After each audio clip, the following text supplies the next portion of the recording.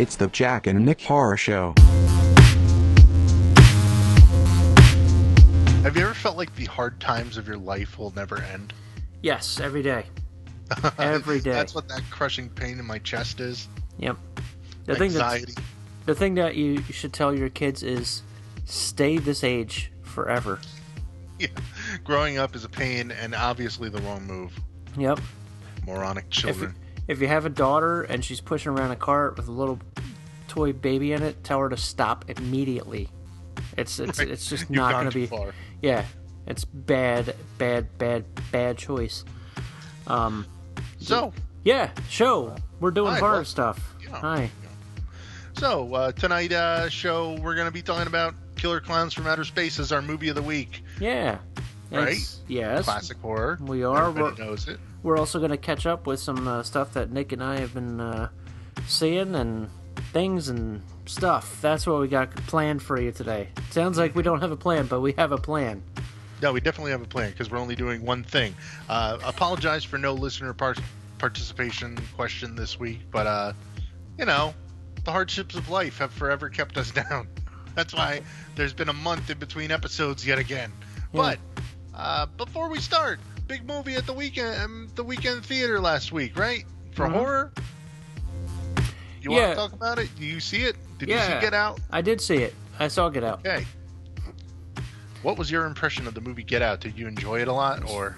Fucking horrible. Really? No. Of course not. No. It was the exact opposite. Mm-hmm. It was fucking I would say, obviously best of the year, but we're only like... yes, best of the year so far. Yeah, but we're only, we're in March right now when we're recording this. March 2017. But man, that movie, honestly, I knew it was going to be good from the trailer. So did I. It was like... I think we mentioned it on the last podcast that we did. Yeah. Like 3 months ago when we last recorded. But no, I think that, even the trailer, they did a sufficient job of keeping so much of the movie out of that trailer, even though they give you, enough to really bite on the premise and idea behind it. Right. Of course, if you haven't seen it. I mean, we're not doing, a full review here. We're just having a little chat, everybody. But just so the people who don't know somehow find out about this movie. The movie's called Get Out. It's about this one black dude goes to visit his girlfriend's family in it looks like upper class Massachusetts, and he's worried about did you tell them that I'm black, blah blah blah, and then he gets up there and it looks like they're hypnotizing black people and turning them into servants, and it's real crazy. And that's not exactly what the movie's about entirely or at all, really. So many great layers to the movie. Every single scene in that movie has something that there's no wasted time in the movie. There's parts that seem insignificant when you first see it, but then later on you realize that it was part of a symbolism or theme that runs through the whole thing. If you just follow the idea of deer throughout the movie, or any number of things, man. I really there's so much to dive into that we really can't even make it the movie of the week on this cast, because it's impossible to talk about it too much without spoiling something for somebody. Right. Yeah, it's one of those things that if we talk about the movie too much, it'll kind of spoil it for someone. But the only thing, what's that? No, I was going to say we would say to watch it for sure. Oh yeah. One thing that I will mention as part of this. Wasn't it funnier than you ever expected? Yeah, I thought it was going to be way more serious, but it does have some really funny moments in it. Mm-hmm. And brilliant stuff too. Brilliant shots. Brilliant. The look of some things were beautiful. A real. I don't like using the word masterpiece because I feel like that sounds really pretentious, but you know what I mean? I would say in the time that we've been podcasting the past 5 or 6 years, that movie's probably got to be in the top 10 out of the hundreds we've seen. Oh, I agree.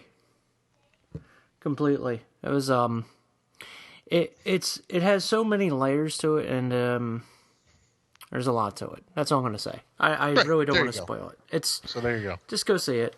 That's all. And if you say it's overhyped, don't ever listen to me ever again. Right, and like So I don't know what to say. as for people thinking that was somehow like a racist movie or something, you'd be like nuts. I don't think that applies. That like it's like somehow anti-white or something like that. Shut up, people. Yeah. Yes, please. So Nick, we haven't recorded for a while. What is there something you have seen that you wanted to talk about? Yeah, there's two movies I saw both on Netflix. I can't remember if I mentioned this one last time. It's called, and I think you and I might have talked about this like off camera, no, off recording. I don't know, off pod. Anyway, it is the movie I Am the Pretty Thing Inside the House that lives inside the house. I think it's called, the full title there. Look that up. Yeah. It sounded like kind of a cool premise,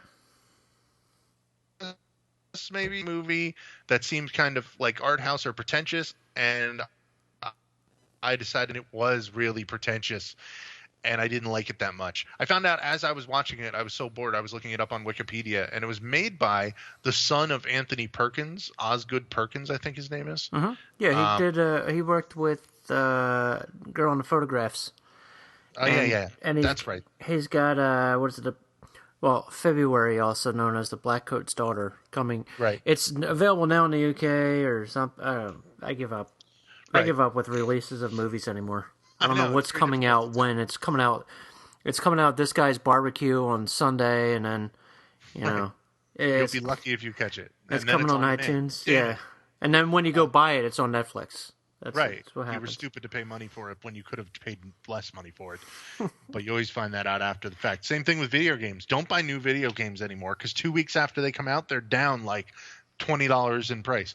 A month or two after they're out, they're part of some buy one, get one sale. Don't buy new video games. Never pre-order. Anyway, so I'm getting real off tangent. I have a lot of anxiety weighing on my chest as if the devil was standing upon me, as it were.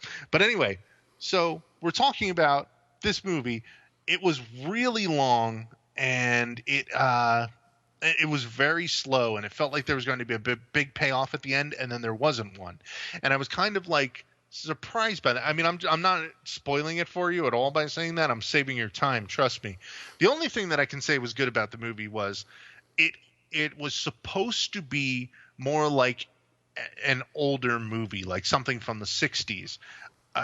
That, I can remember some of the black and white ones we've watched while casting, like Diabolique or Eyes Without a Face, where like one thing happens in the movie that's supposed to be creepy or scary, and that's it. You know what I mean? Mm-hmm.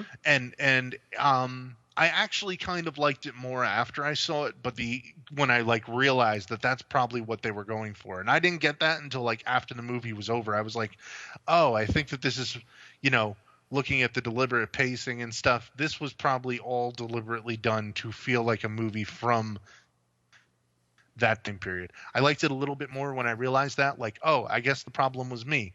But I mean, I still wouldn't recommend it, because I think that like so few people are going to appreciate something like that there's probably better stuff out there for you. In fact, on Netflix, one thing that I could recommend, this is kind of more like a dark comedy, dark horror. No, it's not a horror movie, but it reminded me a little of a safer version of Bobcat Goldthwait's God Bless America. This movie just came out, I think, this past week on Netflix. Again, when it comes to like when movies are getting released, I have no idea. I actually heard that this movie was coming to Netflix, and then like days later it was on Netflix. How'd that work? I don't know. The movie is called I Don't Feel at Home in This World Anymore. That's I had to put that out. Macon Blair's movie. Exactly, dude. Mm-hmm. Macon Blair, who he starred in Green Room and Blue Ruin, two movies I very much enjoy, and it was very like as I was watching it, I was like, you know what? This movie kind of reminds me of Blue Ruin, because it's like a regular person who ends up in a crazy crime situation, except this is more like a dark comedy. Like, there is definitely funny shit in this movie that I was laughing at. Like, several things in the movie that I laughed out loud at, because I can't go to a movie that's like a comedy, like what's a comedy these days? I was gonna say The Hangover, but that movie came out like 9 years ago. What's a comedy? I don't know. I really don't think Neighbors? comedy's Is that coming out any. that movie Chips, that looks terrible. I can't go to a movie like that and laugh at it and enjoy myself. I instead have to go and watch some, crazy movie that's grotesque at times, with a lot of funny bits in it. Elijah Wood is in it playing like the neighborhood weirdo. Really good stuff. I think that I can recommend that one to horror fans quite handily. Check that one out. Yeah, I really want to check that out. I just have to be ready for it. That's why it's one of those I really have to be in the mood for. And you get Netflix anyway, so. Yeah. Speaking of Netflix, I just so you know how sometimes I don't like to hate watch a movie, but sometimes I find myself hate watching a movie. How bad a movie? Well, no, it's one of those things that you sit there and you prejudge a movie. I mean, as a horror fan, obviously everybody prejudges movies. Oh yeah, me especially. Yeah, they sit there and they watch like with their hands crossed and it's all right, well, not that bad all the time. No, not that bad all the time. But sometimes, like normally, I don't like to hate watch a movie. I really want to enjoy a movie, like rather than waste my time complaining about something. You know what I mean? But then sometimes you get bored out of your mind. Which does happen to me, even though I like work all the time. And I had a day off last week, and I was just sitting there. I'm like, I'm just gonna watch some movies, and then I'm scrolling through Netflix, and I found Tales of Halloween, the anthology movie. Really? Tales of Halloween, yeah, it's on Netflix. And this became a hate watch because I had heard that it was not that bad. I had heard that too, and the reason it's a hate watch for me was it's one of those movies that it seemed to me that it's the thing I was talking about before, where there's a lot of us versus everybody else kind of mentality in California, where, especially in the horror genre, or the horror family, let's call it, where people in California act like they exist in California and nobody else in the entire galaxy exists except for them. Sometimes when you make a movie where it's a bunch of friends just making a movie, it usually comes out pretty shitty. I mean, honestly, it happens. It really does. But I heard really, really mixed things about it. One person in particular was like, "This is." He bought the set and then got rid of it and wanted to like give it to somebody for free because he wanted it out of his house. And then somebody else, so everybody, you either like it or you don't like it. But there's just that thing with me where it's kind of hard to describe. Like, how Kevin Smith has all his friends in movies and they all suck as actors? Yeah. Okay. But like, you like Kevin Smith, Mm-hmm. Some people hate Kevin Smith, and some people like him a lot or love him, whatever. So it kind of has that feeling where it happened when we were watching Chillerama, actually. Like, that movie is exactly what I'm talking about. Yeah, I know exactly what you mean. It's the whole Adam Green thing. Well, it's not just Adam Green, but he's actually in the movie. He doesn't direct anything. Yeah. But like that's what I mean. Like he's acting in it. And then different directors are like put in there as cameos, and non-actors that are just friends of the director are put in there as actors instead of actual actors. Like all of his movies, right. Between Hatchet or Digging Up the Marrow or anything else. Yeah. I'm getting to the movie. Don't worry, people. Sorry. No. I'm still on this. I still want to go on this tangent, but you know what? Yeah, I understand. However, I fucking enjoyed the shit out of the movie. I loved it. I thought it was great. So after all that, I still loved it. Yeah. Well, and the thing is that I did live in California. I don't know most of these people personally, like just in hey, how's it going kind of thing. But that kind of thing, it's like, I don't know. But the cool thing about it, some of the skits are terrible, but a lot of them are really good, and they make up for the bad. So the ratio of good versus bad is higher good than bad. So it's definitely an enjoyable movie. In one respect. In the other, it's like the thing that the problem I have with this, the reason I brought that up is me as a horror fan, it takes me out of the movie. Like when you cast John Landis and Joe Dante in a sketch, which is really one of the best sketches in it, it takes me out of the movie because I'm like, oh, there's John Landis and there's Joe Dante in the sketch. Yeah, and it just that's where I have an issue. Well, actually, they're in two separate sketches, but some of the stuff, the girl that's the main girl in Starry Eyes is in one of the sketches. The animations are great. The way it's shot, it looks very vibrant and beautiful, and everybody did a really good job for the most part. I mean, there are some rough edges here and there, but it's the reason I say this. I'm not trying to say to be a dick. It's just it takes people, like, if you only do stuff with people that you're friends with and just do that constantly, you're pushing yourself further down a hole where you're being pigeonholed into this little clique that doesn't embrace what the genre is. Like, you look at, everybody keeps on sucking the 80s dick all of a sudden, and they're like, oh yeah, the 80s this, the 80s that. Well, guess what the 80s people didn't do? They didn't go to conventions and cast everybody from the convention in their movie. Some of them had a bunch of horror stars, I get it, but they were just up-and-coming horror stars. Newer ones really don't exist. They're just there as extras here and there. Mm-hmm. So, I don't know. I really, really enjoyed it a lot. And there are some really good parts to it, but, I don't know. It's hard to, I don't know. I can't even fucking form an opinion about stuff because that's the issue. That, like, if you just just imagine making a horror anthology with actors. Right, it's a question of, like, whether you're really, you're playing, it's balancing fan service versus, like, actual quality of casting. You know what I mean? Yeah, and actual, like, SAG actors, like, people that should be getting paid to act in movies aren't getting roles because people are too busy casting their friends. Mm-hmm. That's where it's an issue. You mentioned Rob Zombie doing it, but even Rob Zombie has, like, a purpose to the stuff he's doing, like when he casts. Yeah, and I think that's what's, like, lost on other people sometimes. Or it like is, another, yeah. Who, like Adam Wingard. We don't know.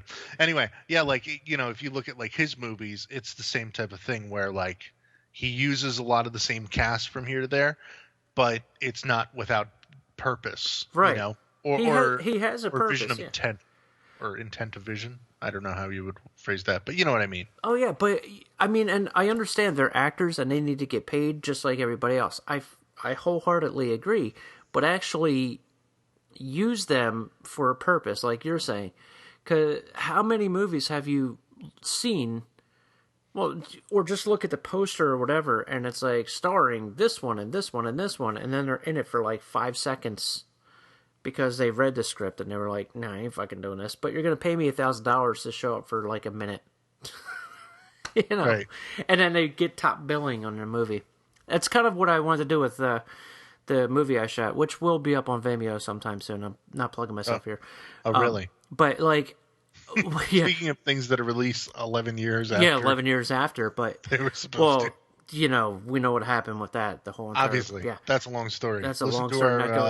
Listen to our whole catalog of podcasts. If it still exists. It doesn't. It doesn't? No, it definitely doesn't. All right, good. But what I was going to do was I was going to cast, like, all these, like, major horror people, like, cast them all and say, here, I'm going to give you $1,000 to show up, and the whole entire thing was give them top billing, and they're not in the movie at all until the very end, when the movie's about to end. A limousine pulls up, and they all get out, and they all just walk off. That's it. They just show up and leave, and that was all they had to do was just show up and leave. It would have been like a 5-minute shoot, and that's it. Like, setting up would have been an hour, but they would have showed up and left. So there you go. There's an idea. Whoever wants to make that film, make a film with a whole bunch of cameos, just have them all show up as extras and then leave, and then give them top billing. It'll be great. But I thought it was a bad idea because that would have been a waste of money, and nobody has seen a movie in 10 years anyway, so... Probably would have been a big waste of money. Well, and that's the problem. YouTube, I put the movie on YouTube, and it got 16,000 views in a day, Nick. I know. And then what happens? And what happens? It got 16,000 views the next day, and the next day, and the next day. And I'm like, wow, this isn't going up any further. How come? And I found out somebody was monetizing my fucking movie for their own good. Go figure. Long story. Long story. Not going into it. That's how YouTube can work. There you go. YouTube sucks, so Vimeo. Actually, there's one good channel on YouTube. The Jack and Nick Horror Show on YouTube. That's a good show. I love If that you don't show. like listening to us through iTunes or some such, you can always find us on YouTube as well. So please. But anyway, I listen anybody... on Stitcher a lot through Android phones. I don't know why I'm doing an ad for Stitcher all of a sudden, especially since Do they even exist anymore? Dude, I listen through Stitcher. I do. Really? And imagine though, I'm saying this, but people either are listening to this podcast or they're not. So I don't understand why I'm advertising. Well, what's the movie of the week? Or wait, did you have another movie you would like to speak on? No, not really. But I do want to say that I commend the clique in California that made a movie that was really fucking good. Oh, right. And it's a fan service movie that is... Tales? Yeah, it's a fan service movie that actually works. Mm-hmm. So I commend them, and I know they lost money on it because a lot of people stole it. So I'm glad that it's on Netflix so people don't have to steal shit anymore. Because, just sucks. Right, at least someone's going to see it. I mean... And, some reimbursement will happen from it. Yeah, I guess so. Yeah. Anyway. So, yes, movie of the week. There's Killer Klowns from Outer Space. Sounds good. Let's do that. Was it good? I don't know. Let's talk.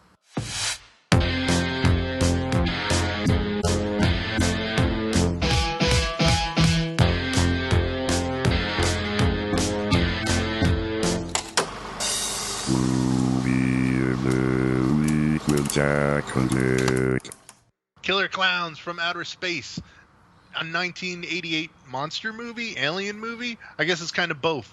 Basically, the plot is super simple. Aliens who look just like clowns come from outer space and terrorize a small town. This movie, it's very much based on a sort of 1950s aesthetic, like that sort of, monsters attack from Mars type thing that you could look at as a sci-fi stereotype. It is goofy. It's a horror comedy of sorts, and I have always enjoyed it. Now, when it first came out in 1988, it was a financial failure, and it didn't do too well or last too long in the theaters. I think people didn't really get it. And I was even saying when I was rewatching this the other day, I was like, imagine if somebody was rewatching, they pay money, they go into the theater, and they sit down, and 20 minutes later, they probably get up and leave because it's just such a goofy, weird movie. I can't see it compelling a lot of people into spending the whole 80-minute runtime or however long it is. I think it is actually 90 minutes long, people. But the Killer Klowns from Outer Space, it became a cult classic quickly after its theatrical demise. So I first saw this movie on what is called WPIX, Channel 11, coming out of New York, because I live here in North Jersey, and that's where you used to see a lot of movies, especially cheesy horror movies when I was a kid. I think I've talked about this a lot before. But the one that always stood out to me as the perennial Channel 11 movie is Killer Klowns from Outer Space. They would play it in the late afternoon, early evening, and I was probably about 9 probably 8 or 9 years old when I first saw this movie, just in commercials. And the way the clowns look to my 8 or 9-year-old brain was just so grotesque and horrific that I honestly could not look at the clowns. I had to look away from the commercials, and I can remember closing my eyes and like peeking through my fingers slightly to try and look at and perceive them, because they were just so horrifying to behold. And I have no idea why. But when I was a kid, it just really affected me. Then when I finally watched the movie for real, watched it, from start to finish, I was probably about like 12 or 13, and I was just like, that wasn't scary. Why was I so worried about these clowns? But I still would feel like that every now and then, that chill of just like the memory of being that 8-year-old who had a problem with looking at the clowns. But on an actual serious viewing with it, the first thing that really struck me at the time, and even now, that I still love, is the stupid theme song that starts playing, where it's just get a 80s metal-esque version of classic carnival and circus music, like there you go. We can actually turn that into a song, kids. Copyright infringement. Yeah, copyright Jack and Nick Horror Show. No, that's a copyright infringement, jackass. Yes, exactly. Right. Now we can't put this on YouTube. No. But anyway, Killer Klowns.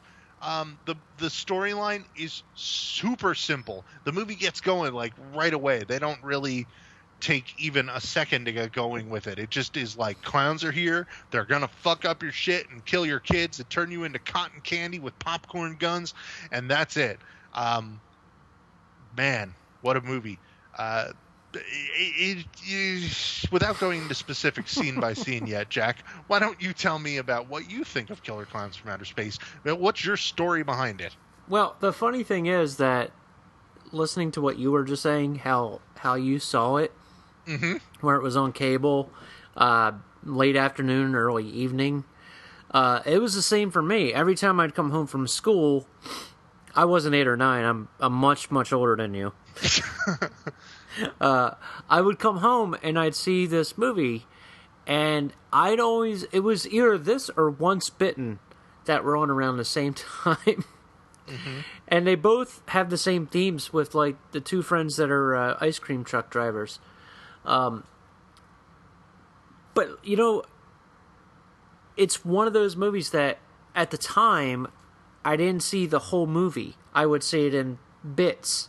And it was always like the same moment where it would start from, the cop showing up all the way till, seeing John Vernon be turned into a puppet. So I was just like, this is a weird movie. It looks like straight to cable shit, but I'm going to watch it anyway. And I felt the same way about Once Bitten, where I'd sit there and like, I'm just going to watch this. This movie sucks. It's terrible. But I'm still enjoying it. Right. So I'm going to just watch it because it's all that's on. Because keep in mind, we didn't have, handheld computers in our faces all day or anything like that. Not to sound like an old head, but we didn't have distractions. You come home from school, you turn on that TV, that is your distraction, and you watch whatever's on TV at that moment. And it was usually Killer Klowns or Once Bitten. But Killer Klowns, I have over the years watched the full movie, and it's not one of my favorite bad movies ever, but I do enjoy it, and I do like to watch it every once in a while. Like maybe once every couple of years, I'm like, tonight's Killer Klowns night. It's not one that I sit there and I dress like a clown and I, pop popcorn and I like eat cotton candy and just watch the movie and have a theme party for it. No. Right. Exactly like that, though. That's how I kind of feel about it, is like, when I think about it, I'm like, it's not my favorite movie, but I seem to enjoy it all the time when I do watch it. Yeah, it's junk food. Right. It's junk food for your brain, because it's just like, it's so dumb, it never dares you to take it seriously at all. Right. And like, there's just so much of it feels like similar to other better movies from that time period that also have like elements of like throwbacks to the 1950s stuff, like Night of the Creeps or The Blob, both of which I said are better than this. Well, The Blob I might like comparable to this. I don't know. What, the 88 Blob? Yeah. Yeah. I love the 88 Blob. I know you do. I think they're both better than this. Well, for yeah, sure. But I mean, it's The Blob all is a about better taste, movie, though. But yeah, exactly. Like, Yeah. personally, I don't know if I which one I enjoy more. I'd have to watch them like back to back. But anyway, I'm also saying those movies, like, those movies are better in a serious way, whereas this one is thematically similar. Like, it's got stuff that's definitely a throwback, but it's way cheesier than those. But it also it has attracted a cult following in the same way as those movies. It definitely has, and it fits in that perfect genre of movie where it's a shame at how much money they spent on it and how much it failed. But when a movie like that fails at the box office and is bought or was bought cheaply by the cable company and just shown constantly on heavy rotation, and any of the movies that were shown constantly were the cheapest for them to purchase. So you would see them all the time because they had to fill in the gaps with shit, and people are just used to shit, so just watch it. It's one of those, though. It's that type of movie that it's like the even the 80s teen comedies, like the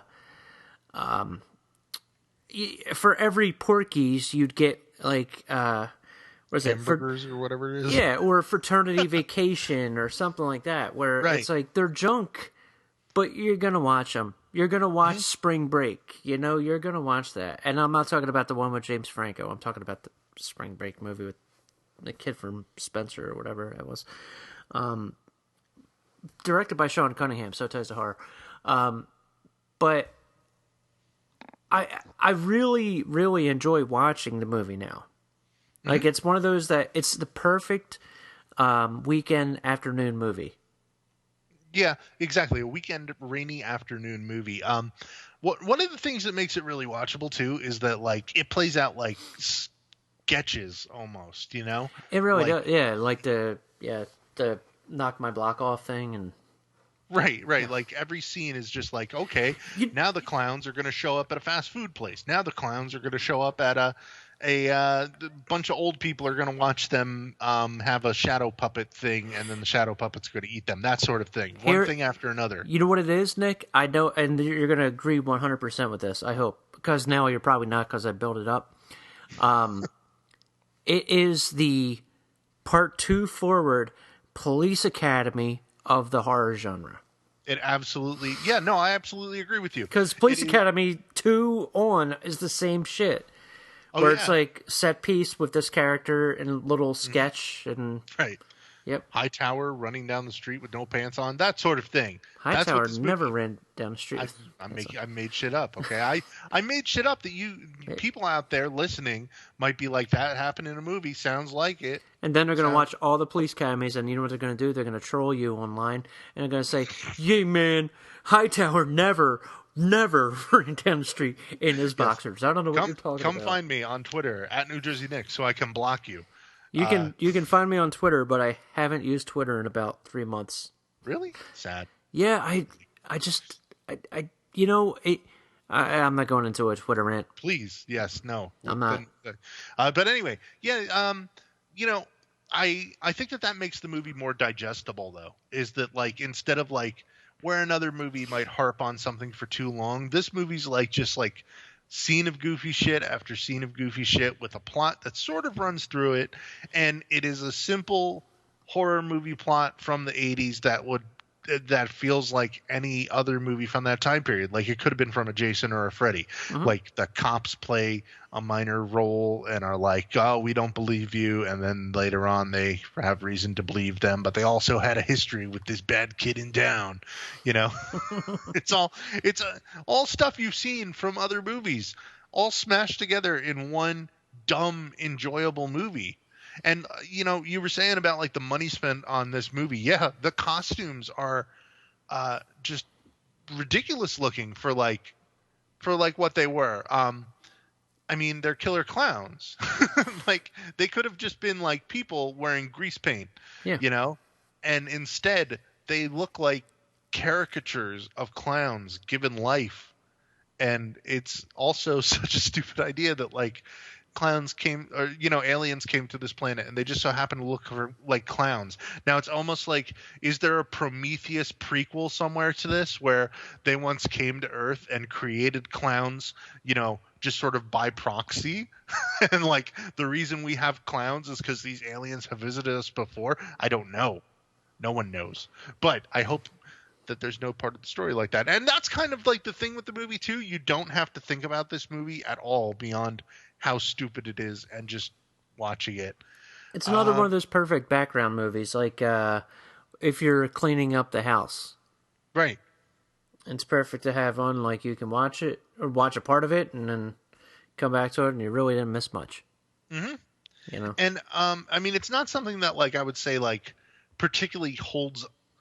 I don't want to use the words holds up, but I mean, like, if something that was exactly like this came out today... it's hard to tell how I would feel about it, because like part of me liking it is, half of it is the history of me liking it. What I told you in the very beginning as we started talking about this, Do you want me to tell you exactly how it would come out?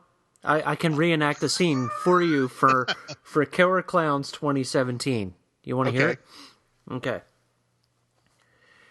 Hey, motherfucker! There are motherfucking clowns in here, motherfucker! What? No it's fucking way. It's 1987 in this movie that came out in 2017 for some reason. That Hang also on. has to Let me happen. file up the MIDI here. Start playing bullshit synth. Hey, motherfucker! Yo, did you see the clowns? They fucking got this fucking cotton fucking candy and put it around this fucking dude, and he's fucking dead, dude. Oh my god! Did you eat the candy? Yeah, man, I fucking ate it. Yo, what? Let's go fuck up these clowns. All right, motherfucker. There you go.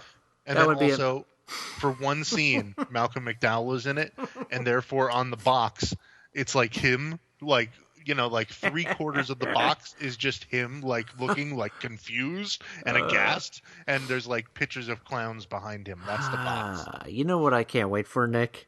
What? 20 years from now, when everybody laughs at the people of 2017.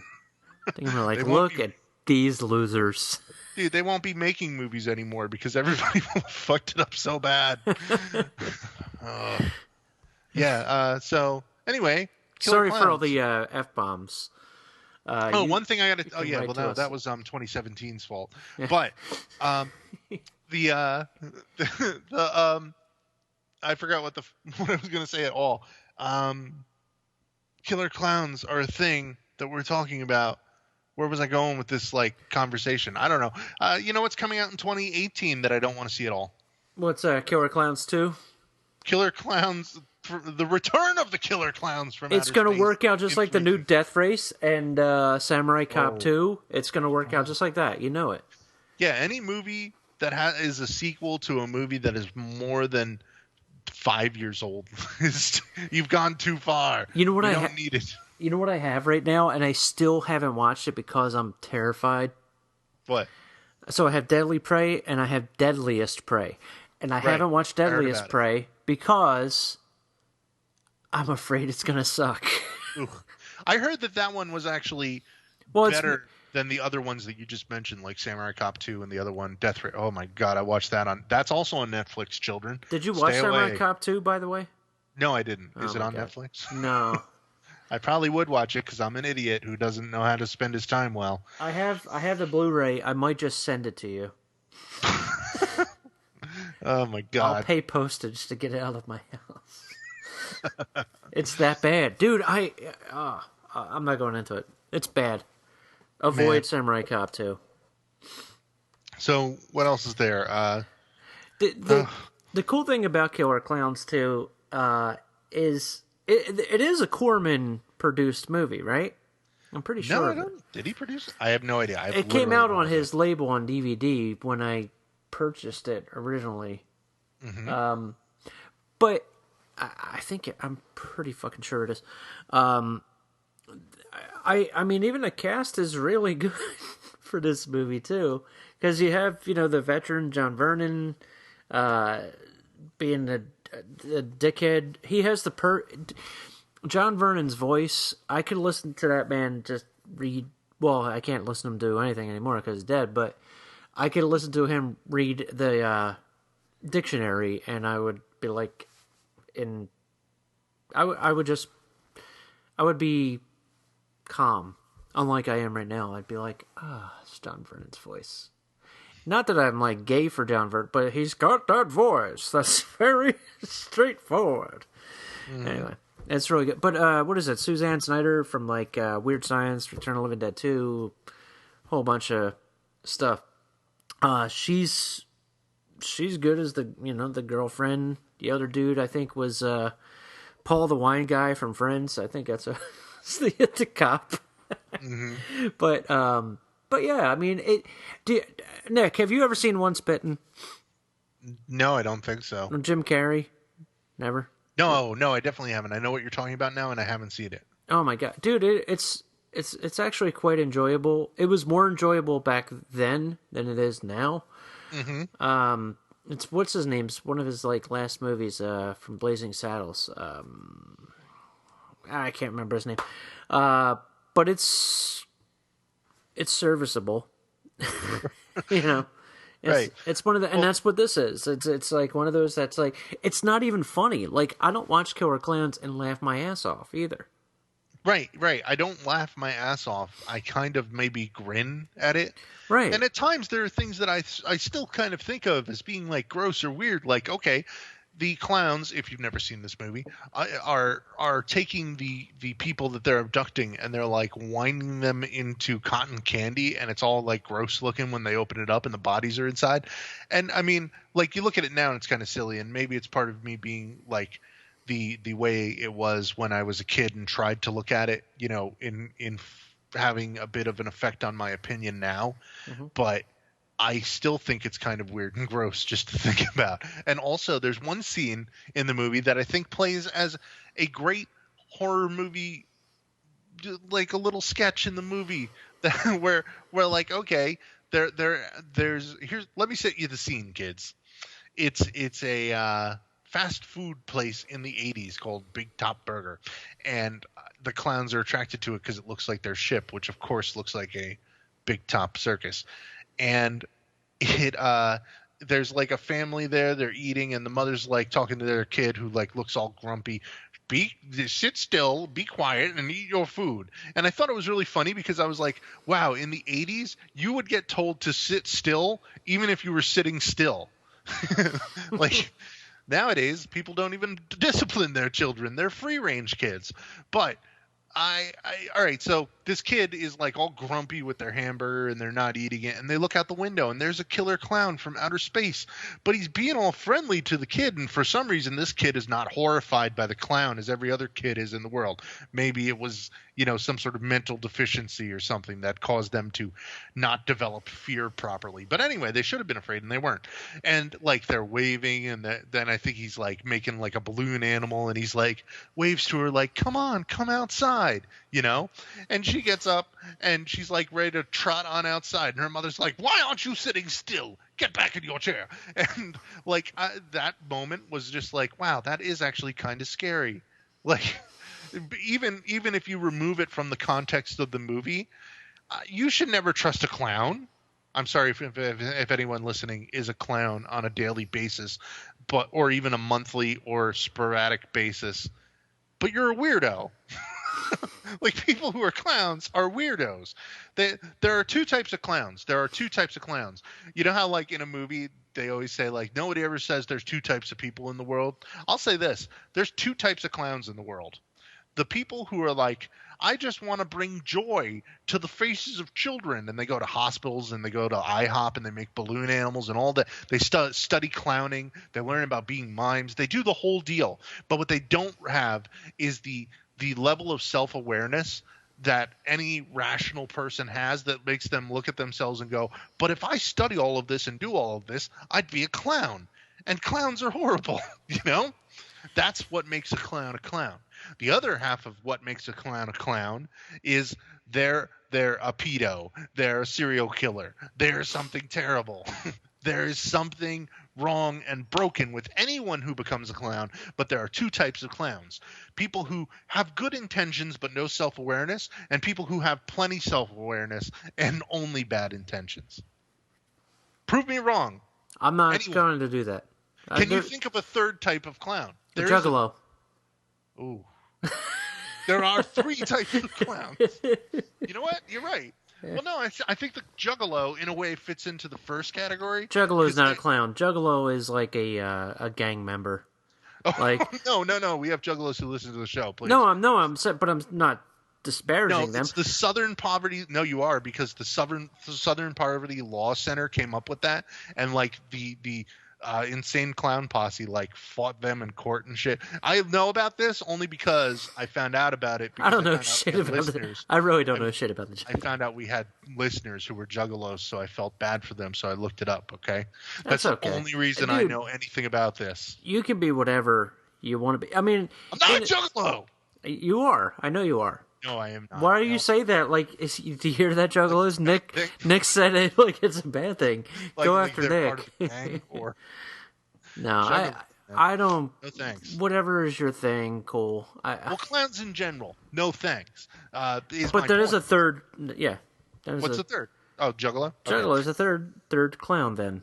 Right. I'm close enough. But okay, so there are various types of people, but none of them like the. But what about a class clown? No. That's not. That's just something that stupid people say. Circus clown.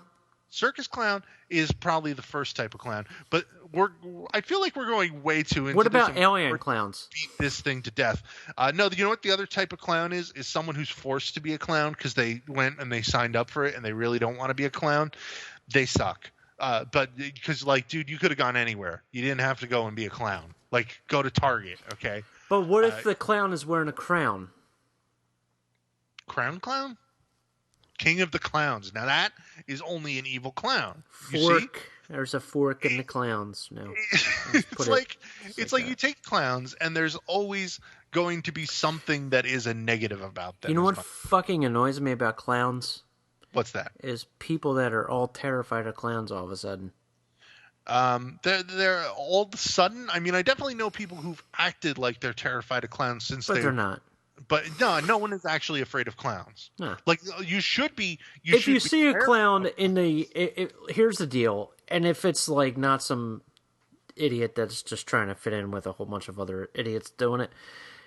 If you're walking down a road or in the woods and you see a clown staring at you, that's scary. But guess what? If you see anybody staring at you, clown or not, it's still terrifying. It doesn't matter. Right. You know, but I would say if they're dressed as a clown, you know how like there was that Nazi guy in like Washington D.C. who got like punched at the protest, and there's a big talk about like, should we be punching Nazis? Should we just go and like punch someone if they're a Nazi? Is that right or wrong? I'm gonna say if someone is dressed up as a clown just walking around your town, it's okay to punch them in the face no matter what. Well, if they're trying to bring joy and put balloons in kids' hands, that's okay. No. I'm talking about not but like if they're, you know what? There is another type of clown. What's that? The serial killer kind. I already said that. Casey? Okay.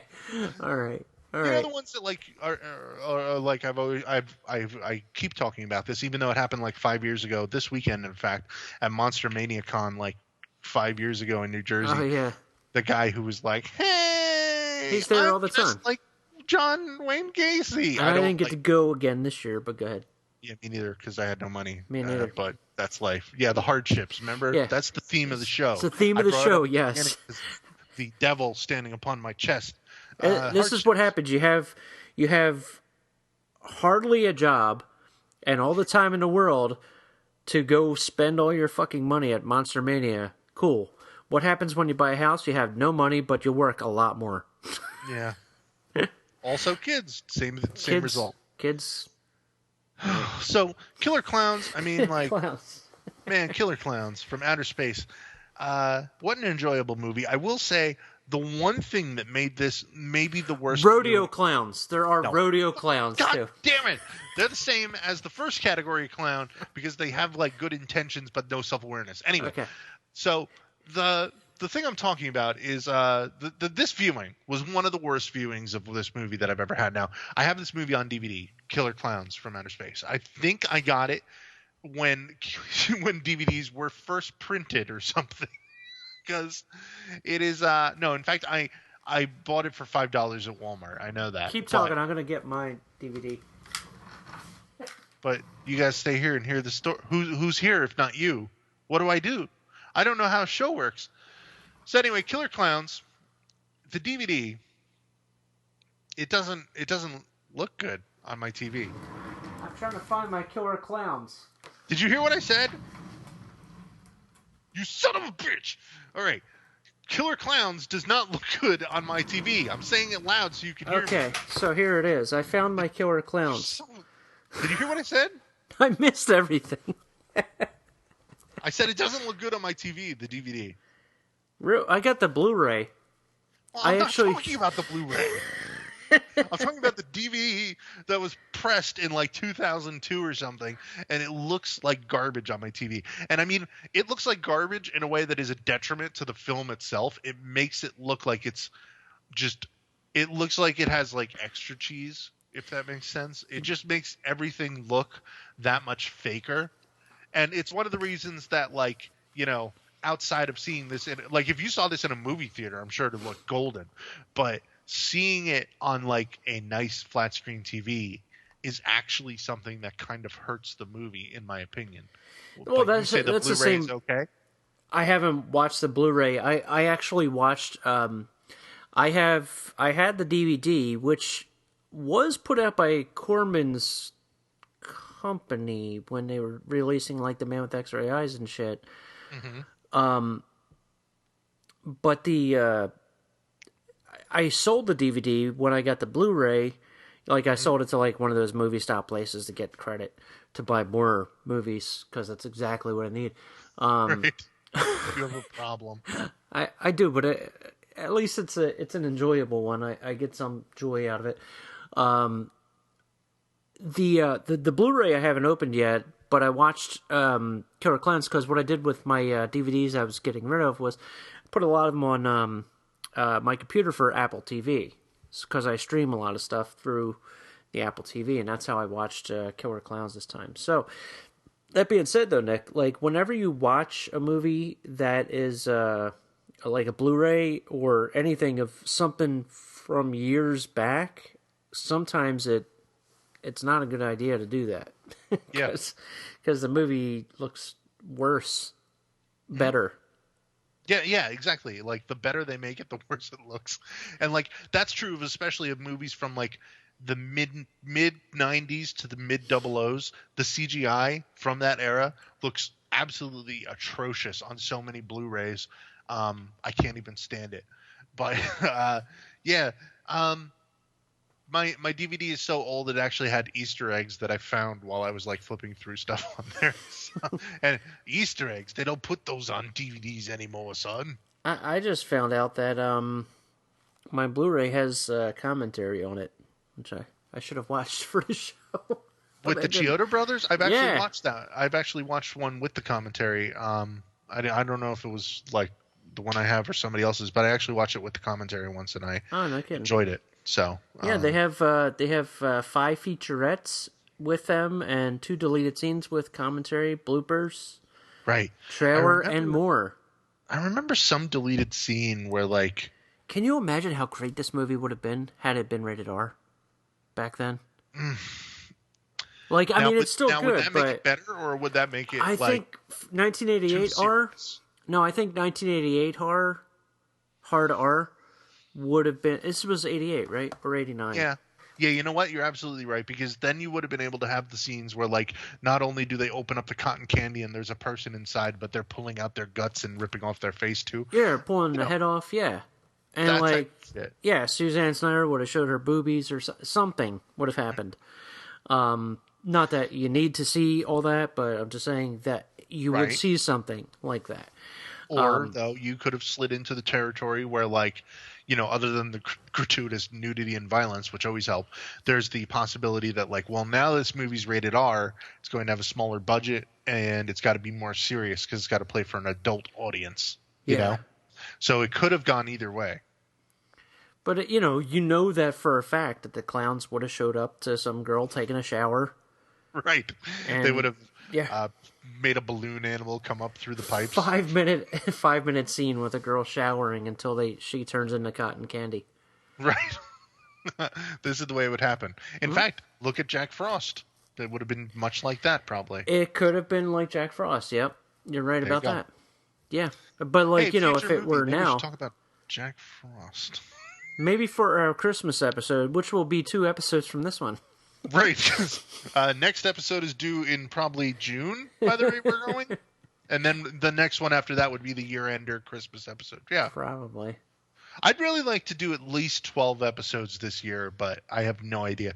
Like, if something suddenly happens and me and Jack, like, suddenly, like, our lives make sense, we'll be making more episodes. I just want you to know that. But if they continue to not make sense, we'll keep making less.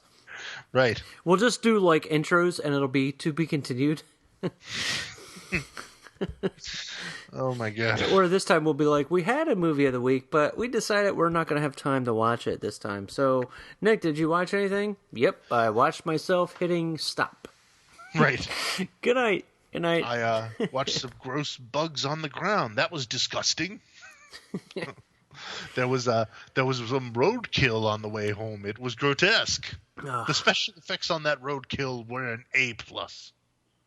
That's what it will sound like when you know that I'm really poor. I'm getting my horror fix from, like, dead animals.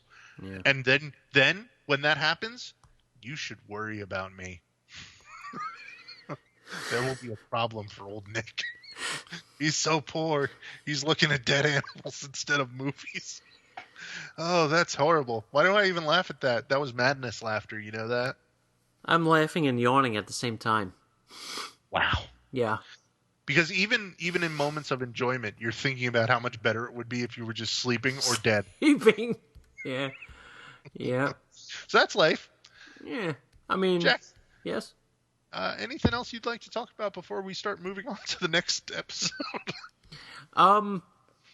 Not really. I mean, there are tons of stuff that I could talk about, but I mean, obviously, we both recommend Killer Klowns from Outer Space. Oh, yeah, of course, yeah. Clear. I'm interested in hearing how younger people think of Killer Klowns from Outer Space because, I mean, all right, I'm 35. Jack is 108?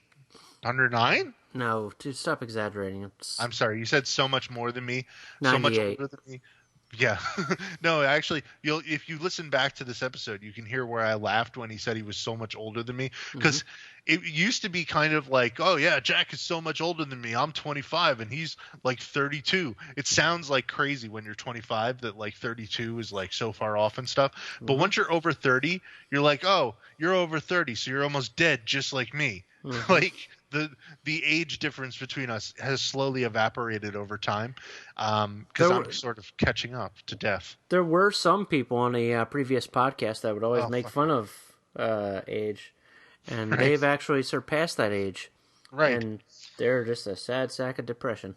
I could be that person. I don't know. I sound like that person. But, it's funny because it's like we grew up at different periods, but we ended up like here now wondering. I don't know. So anyway, Killer Klowns from Outer Space. That's enjoyable. I want to talk about Monster Mania that I didn't go to. Oh, you didn't go to Monster Mania? Yeah, let's talk about that. The first year that like no one went to Monster. Well, but everybody was there. That was the problem.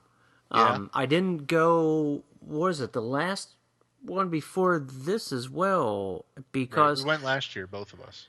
We did, but it was like it was about a year ago, but not during the summer. There was the summer one that we didn't go to. Right, I didn't. But yeah, it was. It's the problem. I foresaw this happening, and you had John Cusack who was going to be there. Which, when I heard about, I was like, "Holy shit!" I have a Gross Point Blank poster. It's one of the non-horror posters I have because I love John Cusack and all his movies. But then I'm like, oh, wait a second. I have to spend like $30 or more to get into the place. Then I'm gonna have to buy an autograph, which probably costs about $80 for John Cusack, if not 90. Then if I want to get an autograph, that's another $80. So that's 160 plus the ticket. So we're already over $200. Plus, I know for a fact I'm going to be buying some DVDs, so that's probably about another $150 right there. So we're looking at about $350 plus tolls and gas. So we're looking at about maybe about close to $380-$90 there.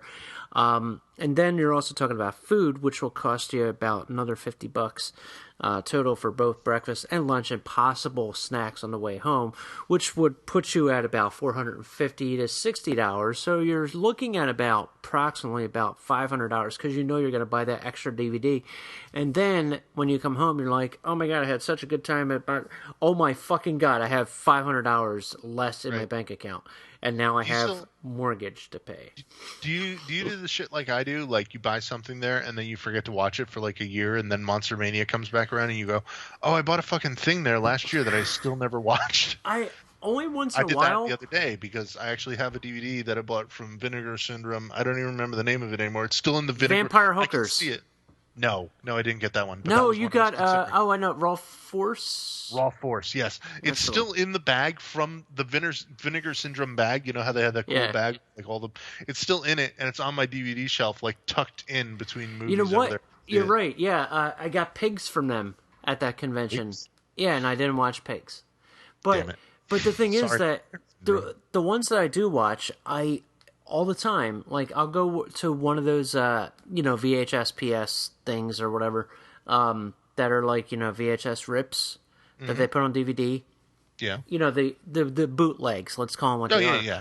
I'll get those, and keep in mind that Nick can attest to this. I fucking buy everything that if I have a bootleg of your movie, I'm going to buy the real movie when it's actually available to purchase. But for some reason, and this may tap into the horror people out there that really miss the heydays of going to the video store and renting a movie. Go to one of these conventions and buy a bootleg. Just buy a bootleg and bring it home and watch it. You know what? You're gonna get that feeling of the forbiddenness that you had when you were younger. Watching the movie that you weren't supposed to watch.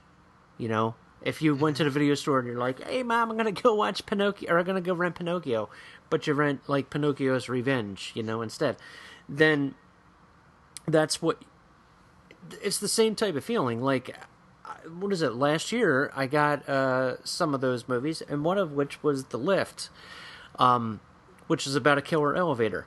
And I went home after the convention. I said, I'm watching The Lift.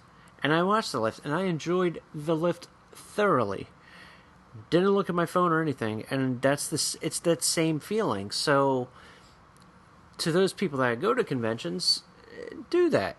Or actually buy something new. But the reason I would say to do something like that is because it's that same feeling. Like, you shouldn't be watching this. You shouldn't be watching this because you need to support horror. Support this, support. The most overused word in horror these days is support. But just, why not? Spend $5. Get a shitty DVD that's a VHS rip and watch it. And it'll feel cool. That's all. And then when it comes out, buy the fucking movie for real. Just spend the extra $5. It's like renting a movie in a sense. So there you have it. Thanks everybody. I didn't go to Monster Mania. I'll be at the Hunt Valley one this year though. That one's 40 minutes from my house. It's not like a 3-hour epic drive for me. So anyway, if you have anything else to say to us, you can say it. I have this written down because I didn't want to mess it up. On Twitter, you can find us at Jack and Nick Show. You can find us there. Look us up on Facebook, Jack and Nick Horror Show on there. We have a Tumblr, and we have a YouTube, as we already said. So you can find us if you want to get to us. Do we have an email address? Yeah, I think it's something. Oh, great. Jack and Nick. Don't Isn't smell it Jack and Nick Horror at Gmail or some shit? I don't know. Seriously, don't email us. We don't know our own email. Dude, So- we don't check email. Really. I don't even check email. I haven't checked email in...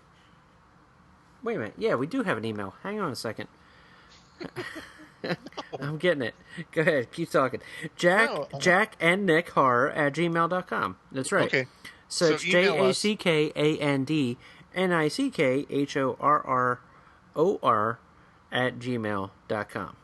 And the truth is, if you do email us, I will get a notification on my phone, and I will not look at it because I'll forget. By the way, I did put in an order for Tales of Halloween from Amazon. So there you have it. It's free on really Netflix. enjoyed it. Yeah, dude, I really enjoyed it. I give everybody involved a kudos. Not that they deserve my kudos or anything like that, but they're getting some of my green, so fuck them. So great. Yeah. I'm glad that you joined us here. Our next episode, we don't know when it's going to be. We're not making promises anymore because every time we promise, no episode comes. But if we don't promise, something else may happen. We'll see what happens. We might be able to record a bonus episode if it snows a lot this week. Oh, maybe. That's an idea. Think about it. Well, now you said it, it's not going to It's happen. not going to happen. Now we're not going to get a snow day. Fuck. God damn. All right. Well, everybody, thank you. Thank you, and good night. Good night. I hate it all. I'm just kidding. Bye. Juggalos.